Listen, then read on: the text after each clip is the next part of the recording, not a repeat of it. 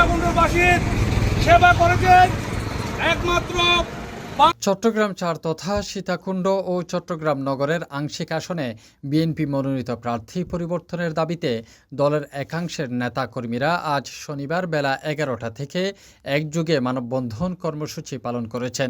চট্টগ্রাম নগরের অলঙ্কার মোড় থেকে সীতাকুণ্ডের বড় দারোগাহাট পর্যন্ত ঢাকা চট্টগ্রাম মহাসড়কের বিভিন্ন স্পটে এই মানববন্ধন অনুষ্ঠিত হয়। মানববন্ধনে বিএনপি ও অঙ্গ সংগঠনের উপজেলা, পৌরসভা ও ওয়ার্ড পর্যায়ের নেতাকর্মীরা অংশ নেন। তারা সবাই বিএনপির চেয়ারপারসনের উপদেষ্টা মণ্ডলীর সদস্য আসলাম চৌধুরীর অনুসারী। সংশ্লিষ্ট ইউনিয়ন বিএনপি ও সহযোগী সংগঠনের একাংশের উদ্যোগে আয়োজন করা এই মানববন্ধনে বহু নারী পুরুষও যুক্ত হন। আমাদের দেশটা তারেক রহমানের ঘোষিত কথা অনুযায়ী যদি ত্যাগীদেরকে মনোনয়ন দেওয়া হয়, তাহলে আজকে যাকে মনোনয়ন দেওয়া হয়েছে তিনি কয়বার জেলে গিয়েছেন? উনি কি জেলের গেটে গিয়েছেন কখনো?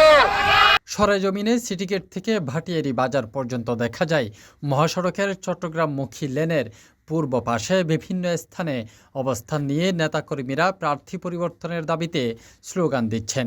অংশগ্রহণকারীরা অভিযোগ করেন, বর্তমান প্রার্থী মনোনয়নে তৃণমূলের মতামত প্রতিফলিত হয়নি।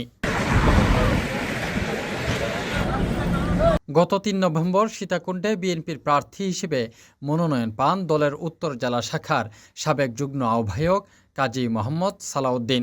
তিনি উপজেলা বিএনপির সদস্য সচিব কাজী মোহাম্মদ মহিউদ্দিনের ছোট ভাই। তাফহিম আলমগীর, সিটিজি পোস্ট, চট্টগ্রাম।